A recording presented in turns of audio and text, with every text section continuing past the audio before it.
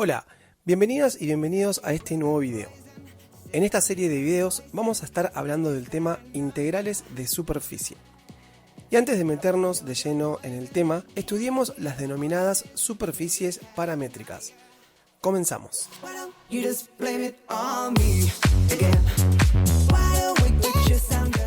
Seguramente estudiaste a las superficies del espacio como la gráfica de una ecuación de la forma z igual a f de x, y, es decir, como un campo escalar de dos variables.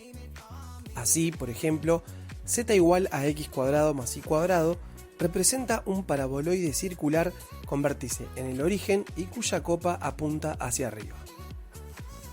Cuando una superficie está dada de esta forma, se dice que conocemos la forma explícita de su ecuación. Pero además, habrás estudiado superficies de la forma f de x y z igual a 0, es decir, dadas en su forma implícita, como lo es el caso del plano de ecuación menos x más 3y más z más 1 igual a 0. En la generalidad, las superficies no siempre son funciones f de puntos x y del plano, como sucede en el caso de la superficie esférica. Por lo tanto, conviene estudiarla de otra manera, en su forma paramétrica. Una superficie puede representarse como el conjunto imagen de un campo vectorial que tiene la siguiente forma. Es decir, una función con dominio t en el plano e imagen en R3. Y atención a lo siguiente, siempre que R sea continua en el conjunto T e inyectiva en el conjunto T sub I, es decir, en el conjunto interior de T. Analicemos los siguientes ejemplos para ver a qué nos estamos refiriendo. Supongamos que se quiere representar el triángulo del espacio cuyos vértices son los puntos A, 4, 0, 0, B, 0, 3, 0 y C, 0, 0, 2, como se muestra en la figura. En primer lugar, podemos deducir que la ecuación en forma segmentaria del plano que contiene al triángulo es x sobre 4 más y sobre 3 más z sobre 2 igual a 1. Entonces analicemos una posible parametrización para la superficie. ¿Y por qué decimos una posible parametrización? Bueno, porque al igual que en el caso de la curva en el plano o la curva en el espacio, existen infinitas parametrizaciones para la misma superficie. Ensayemos entonces aquello que naturalmente es lo primero que haríamos, llamar u a la variable x y b a la variable y. Es evidente entonces que u varía entre 0 y 4. Por esta evidencia podemos caer en la tentación de creer que b varía entre 0 y 3. Pero esto no es cierto, ya que por ejemplo cualquier punto que tenga como coordenadas 4, 2 y cualquier valor de z, podemos observar que no es parte de la superficie, con lo cual no es cierto que b toma todos los valores entre 0 y 3. Proyectemos la superficie sobre el plano horizontal como se muestra en la figura. Parece razonable pensar entonces que los valores de b quedan sujetos a la variación de u. De hecho, tiene que suceder que si por ejemplo u vale 0, b tome como máximo el valor 3. Y que si u vale 4, b tome como máximo el valor 0. También se puede observar que el valor mínimo de b siempre es 0. La función afín de ley b igual a b de u, que cumple que b de 0 vale 3 y que b de 4 vale 0, es la función de ley b igual a menos 3 cuartos u más 3. Por lo tanto, podemos asumir que b varía entre 0 y menos 3 cuartos u más 3. Aclaro en este punto que la ley de esta función puede encontrarse más fácilmente haciendo la intersección entre el plano que contiene al triángulo y el plano XY. Bien, ahora entonces nos queda establecer cuáles son los valores entre los que varía z. Nuevamente, si observamos la figura del espacio, los valores mínimos que toma se dan sobre el plano XY, es decir, 0. Y las alturas de los puntos de la superficie van variando de acuerdo a la ecuación del plano, que también puede escribirse como z igual a 2 menos 1 medio x menos 2 tercios y. Con lo cual, la misma queda parametrizada de la siguiente manera. R de v igual. A x lo vamos a llamar u, a y lo vamos a llamar b, y a z lo vamos a llamar 2 menos u sobre 2 menos 2b sobre 3. Con u variando de 0 a 4 y b variando entre 0 y menos 3 cuartos u más 3.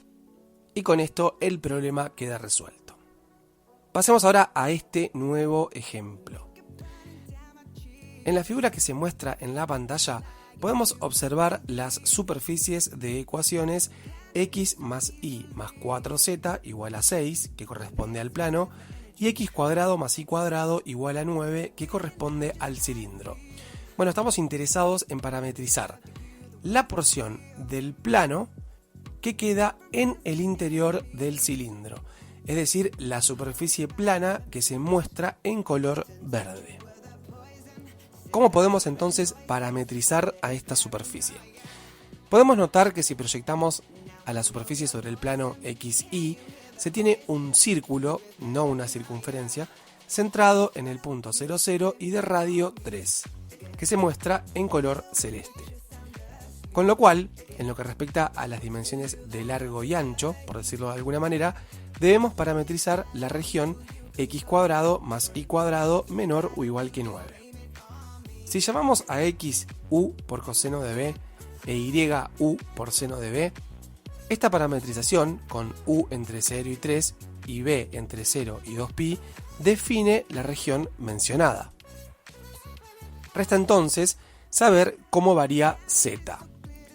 Debido a que la altura de la figura está dada por el plano x más y más 4z igual a 6, o también z igual a 3 medios menos x sobre 4 menos y sobre 4, entonces finalmente será x igual a u por coseno de b, y igual a u por seno de b, y z igual a 3 medios menos u por coseno de b sobre 4 menos u por seno de b sobre 4.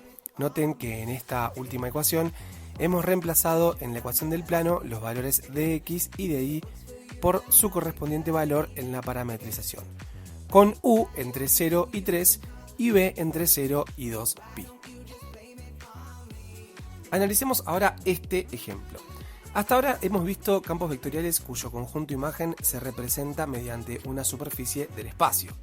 Sin embargo, una expresión de la forma r de v igual a x de v, y de v, z de v no siempre representa a una superficie.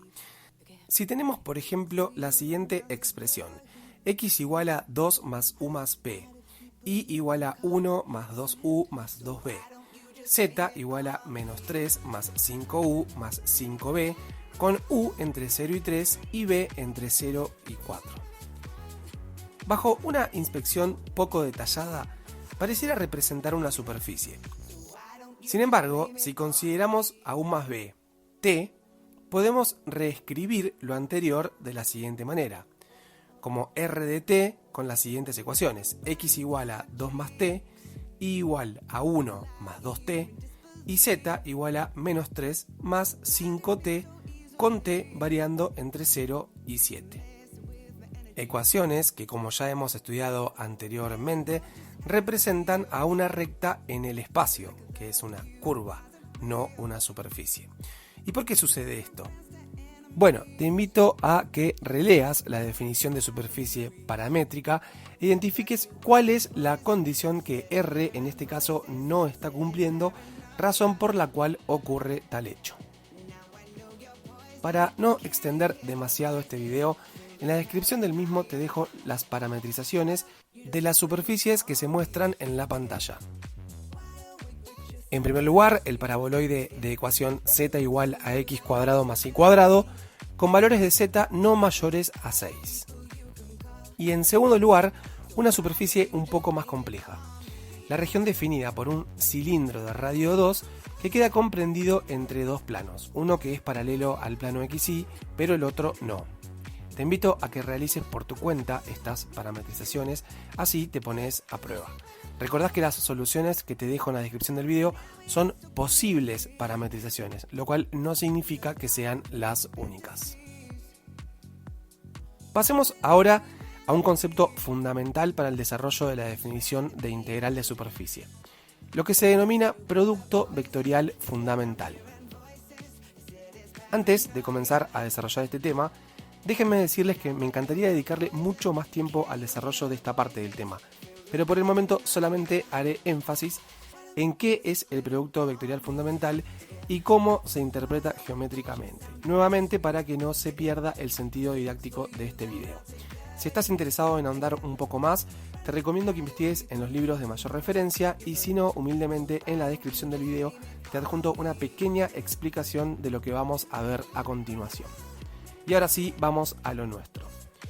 Ya habíamos dicho que un campo vectorial, de la forma que se muestra en la pantalla, tenía como imagen a una superficie paramétrica S, en el caso en que R fuera continua en el conjunto T, y 1 a 1 en el conjunto interior de T.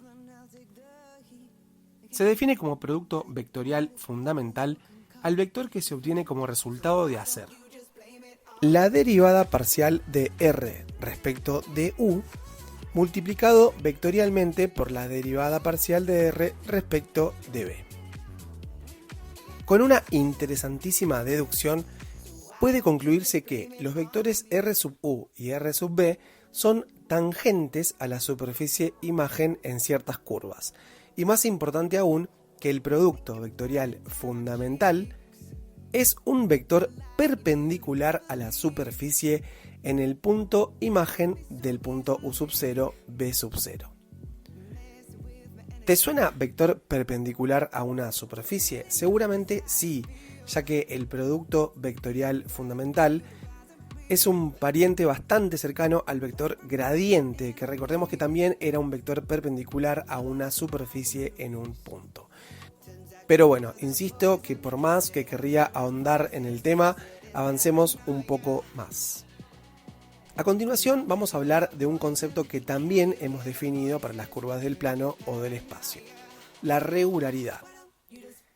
Sea S una superficie paramétrica, diremos que la misma es regular o suave si existe al menos una parametrización R igual a R de V con UV perteneciente a T asterisco abierto que la defina de manera que siempre suceda que las derivadas parciales R sub U y R sub B sean funciones continuas en ese conjunto T asterisco y nunca se anule el producto vectorial fundamental.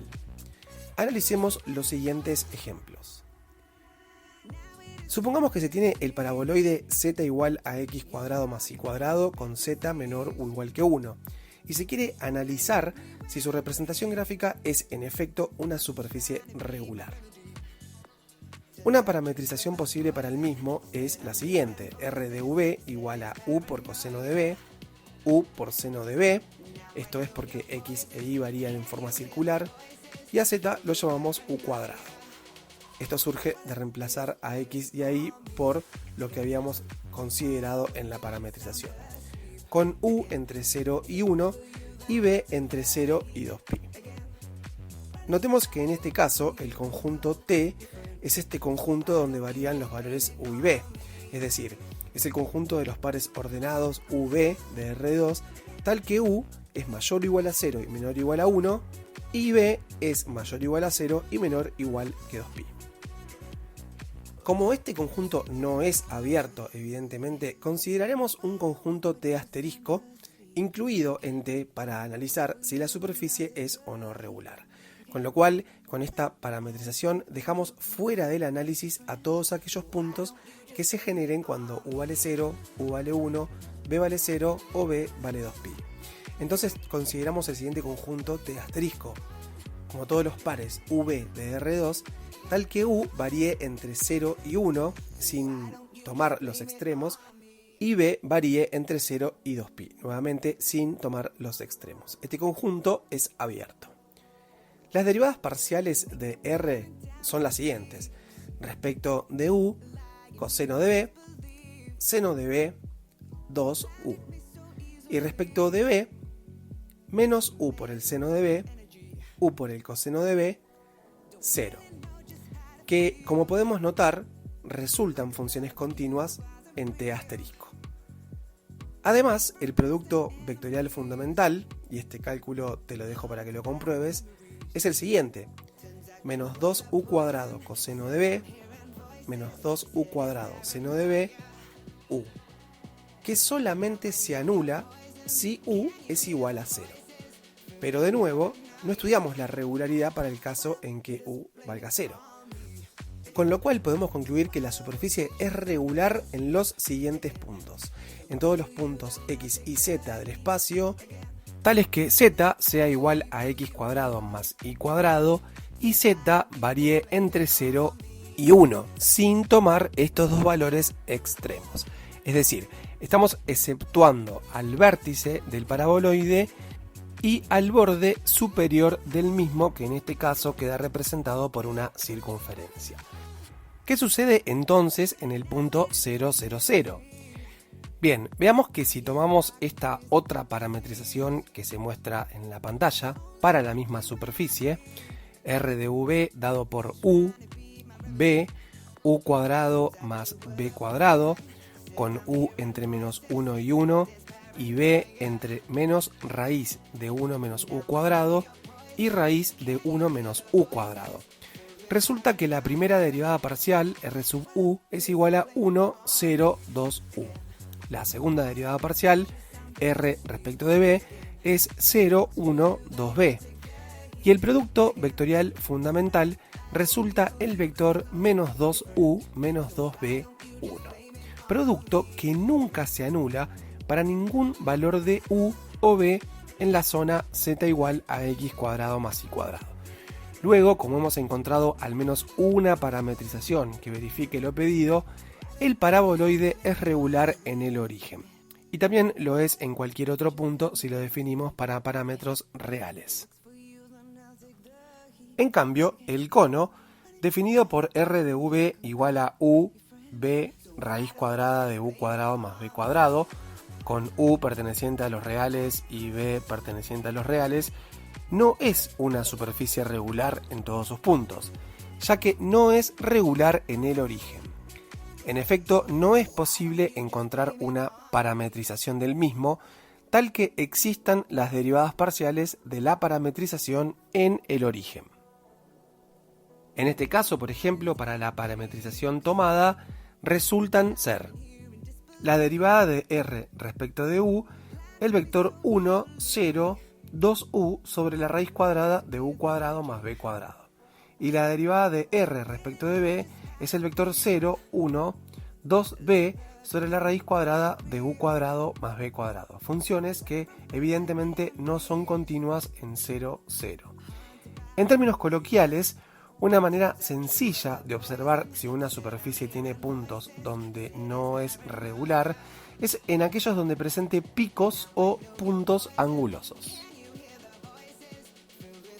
Bien, hablemos ahora, antes de culminar este video, de cuándo se dice que una superficie es orientable. Nuevamente, notemos que para el caso de las curvas también habíamos definido un sentido de orientación. Si R, función desde t incluido en R2 a R3, define la parametrización de una superficie S, habíamos dicho que el vector R sub u vectorial R sub b, o sea, el producto vectorial fundamental, calculado en un punto u sub 0, b sub 0, resultaba ser un vector perpendicular a la superficie S en el punto R de u sub 0, b sub 0 o también x sub 0, y sub 0, z sub 0. Es decir, hemos establecido la dirección de dicho vector, aunque no hemos establecido el sentido del mismo. Obviamente, en esa dirección existen dos posibles sentidos que son opuestos entre sí. En forma intuitiva, podríamos decir que una superficie S es orientable si para la misma se pueden distinguir dos caras. Cuando para una superficie S se escoge un sentido determinado para el vector normal, de modo que el mismo varíe continuamente sobre S, diremos que S está orientada. Miremos la siguiente superficie y podemos notar que hay dos orientaciones posibles. esta o esta. Es cierto que también puede hablarse de sentido de orientación positivo o negativo, pero por ahora dejaremos de lado esa distinción, mencionando que, por ejemplo, en el caso en que S sea una superficie cerrada, como en el caso de la esfera, diremos que la misma está orientada positivamente si los vectores normales apuntan hacia afuera de la superficie. La mayoría de las superficies más usuales son orientables: paraboloides, conos, planos, cilindros, etc. Un ejemplo de una superficie no orientable es la tan famosa cinta de Mobius. Por el momento no vamos a hallar la orientación de una superficie particular, porque en 2 videos más lo estaremos haciendo. Con esto, ahora sí, damos por finalizado esta introducción al tema integrales de superficie. Quédate que en los próximos videos estudiaremos el tema de lleno. A practicar parametrizaciones de superficies y por el momento me despido. Hasta el próximo video. Chao.